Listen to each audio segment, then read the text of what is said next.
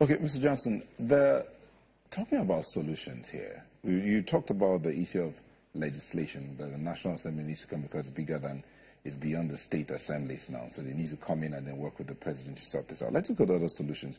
The emergence of state police, how would that help? You know, I have been an ardent crusader for state policing. As a matter of fact, I had made an appearance on your sister network, the AIT, with the former Inspector General of Police, Michael Kiro. Look, we need state police.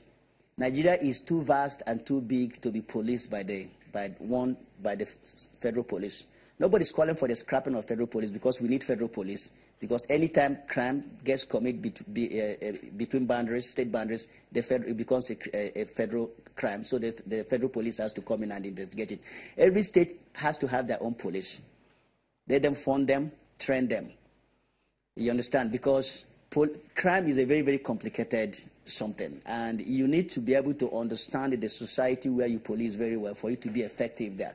It does not make any sense that you go and recruit someone from Kaduna and you send him to the police academy and train him. If the laws are there for him to implement, does he have to be from that place? I mean, which laws the law is the law. Which laws is he there to implement? Is it the federal law or the state law? Ask Nigerian police if they teach them state laws. There's a federal law against killing, right? I understand that. So why won't you implement that one? They're already doing that. But the thing is that you need more boots on the ground. There are, 350,000 policemen in Nigeria to police over 170 million people? We don't even know our population, if we are 170 or 250 million. And you want 350 policemen to police all of them? How possible is that? And some of all these policemen are not even there policing the people. They are actually providing security for the state. You know how many VIPs and how many policemen they carry with them? How many big men have policemen assigned to them? What is the number of policemen that are left to police you and I? It's very few. They are policing our VIPs. They are there for the security of the state and not for the protection of the individuals. And that is where the problem lies. So we need more boots on the ground. And the only way those more boots on the ground is going to come from is by states having their own police. So they will provide more boots on the ground. Let's get this other part of it, reorientation, because there are those who will say, even if you have the security agencies there, the individuals who understand their duty as individuals and their responsibility to the nation and the nation's responsibility to them will be better able to protect themselves in terms of security. So what about the question of reorientation as a tool for security? Well, it's all good to have a proper orientation. But I tell you that saying that reorientation is the solution to our problem is like saying we don't have any solution. I said as a tool. As a tool. As a tool. Yes. Okay, it could be a tool, right? But let me tell you this. You see, as lawless as we are in Nigeria, hold on, did you say? We're very lawless in this country. I'm telling you, Nigerians are very, very lawless. And the reason why they are lawless is because there is no effective enforcement of our laws. And let me finish. The reason why I'm saying this is because when you travel abroad, right, nobody tells you, you don't get any orientation upon arrival at John F. Kennedy International Airport at New York. You don't get any orientation. But you follow the laws of America. You follow the laws of the land. No orientation took place. But you know that you have to obey those laws. You know that you cannot drive through red light. You know that you must stop. So it's not an orientation problem. It's enforcement problem. Being able to enforce the laws of the land. Americans are no better than Nigerians. The reason why they behave better than Nigerians is because the law forces them to do that. They know that if you break the law, there is consequences for that. You will be caught. When you're caught, you'll be prosecuted. When you're prosecuted, you'll be convicted. When you're convicted, you will go to prison. So nobody will tell you to behave better.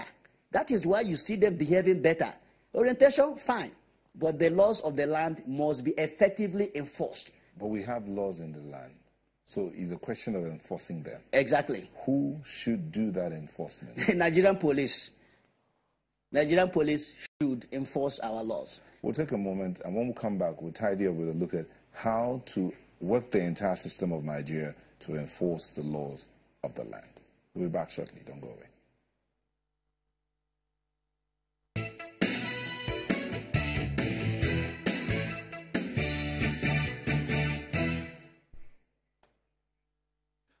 Welcome back to Sunrise Daily. Our closing moments with Bish Johnson, a national security analyst, retired U.S. Navy and Army captain. Thank you. There are those who believe, as we round up now, there are those who believe that the citizens can play a major role in this. Right. But how would that work with the emergence of cults in different parts of the country? Someone tweeted at us, I can't remember the name exactly, where he said that this attack in Benue is being carried out by a certain cult disguised as Fulanese. So how would the citizens play a major role in ending issues like this? In security, citizens have major role. As a matter of fact, number one role. People don't know that. They think is the security or law enforcement agencies that have the number one role to play. It's the citizens that have the number one role to play. Because security agencies and law enforcement agencies will depend on intelligence for them to be able to carry out any operation. So the citizens have to report to law enforcement agencies. But the problem is that, who do you report to? If there's a problem right now in Nigeria, you see a problem right now, how do you contact Nigerian police? There is no one single simple number that you can dial, and the dispatch will pick up the call and route your call to the appropriate agency that will handle it. Instead, they give you all these 0803 that you can never ever remember. There are numbers. There's a 122, there's a 12. Do they work? Have you tried them? Yes. You tried them in every part of Nigeria, and there's a dispatch that picks the call? Yes. You tried? Yes. In Lagos? Yes. Okay, try it while you're in Abuja. See if anybody... You know what? The way I try all these numbers, I will try them here in Abuja, and then I go to my village and I try it. Because the security problems that we have do not only emanate from the urban centers, they are coming from the rural areas. So whatever we are doing here in Abuja, we should equally be doing those things in those rural areas, because that's where most of the problems come from. Not here, where people are enlightened and educated and they have access to all this gorgeous technology and information. The people in the rural areas don't have them. So we have to do the same thing. So, but going back to your question, we have to have an effective and efficient policing mechanism. Without politics. Without politics, we have to remove sentiments and politics from our police. You know, police is the bedrock of internal security. If we cannot get the police right, we can't get Nigeria right. Our police officers, no matter how low rank that officer may be, should be able to arrest a senator. He should be able to arrest anybody without fear of intimidation.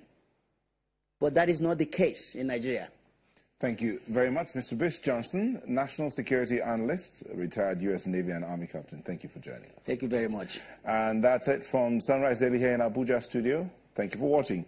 I'm Neota Igbe. Thanks for watching. I'm Gimba Omaru. See you tomorrow.